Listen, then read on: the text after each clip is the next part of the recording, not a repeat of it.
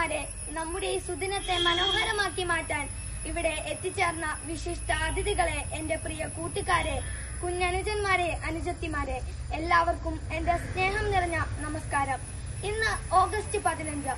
ഭാരതീയരെ സംബന്ധിച്ചിടത്തോളം ഏറ്റവും പ്രധാനപ്പെട്ടതും അഭിമാനകരവുമായ ദിവസമാണിന്ന്. അതെ, ഇന്ന് നമ്മുടെ സ്വാതന്ത്ര്യ ദിനം. ഏവർക്കും എന്റെ ഹൃദയം നിറഞ്ഞ സ്വാതന്ത്ര്യ ദിനാശംസകൾ നേരുന്നു.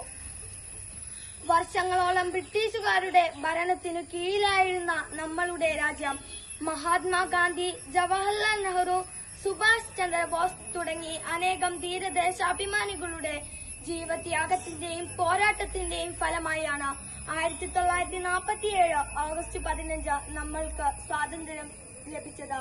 ഈ സുദിനത്തിൽ അവരെയെല്ലാം നാം നന്ദിയോടെ സ്മരിക്കണം. സ്വാതന്ത്ര്യാനന്തര ഇന്ത്യയുടെ ആഗ്രഹങ്ങളും അഭിലാഷങ്ങളും സാക്ഷാത്കരിക്കപ്പെടാൻ കഴിയുന്ന ഒരു തലമുറയായി നാം വളർന്നു വരേണ്ടതുണ്ട്. നമ്മുടെ പൂർവ്വസൂരികളായ രാജ്യസ്നേഹികൾ അനുഭവിച്ച ത്യാഗത്തിന്റെയും സമർപ്പണത്തിന്റെയും കഥകളും ചരിത്രത്തിന്റെ താളുകളും നാം പഠിക്കണം.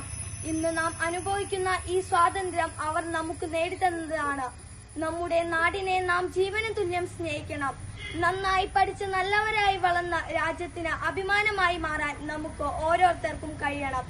ജാതിയും മതവും ഭാഷയും എല്ലാം മറന്ന് നമ്മളെല്ലാം ഇന്ത്യക്കാരാണെന്ന ബോധം എപ്പോഴും നമ്മുടെ മനസ്സിലുണ്ടാകണം. നമ്മുടെ രാജ്യത്തെ ലോകത്തിലെ ഏറ്റവും വലിയ രാജ്യമാക്കി മാറ്റാൻ നമുക്ക് ഒരുമിച്ച് നിൽക്കാം എന്നു മാത്രം പറഞ്ഞുകൊണ്ട് ഞാൻ എന്റെ ഈ കൊച്ചു പ്രസംഗം അവസാനിപ്പിക്കുന്നു. ഒരിക്കൽ കൂടി എല്ലാവർക്കും സ്വാതന്ത്ര്യ ദിനാശംസകൾ നേരുന്നു.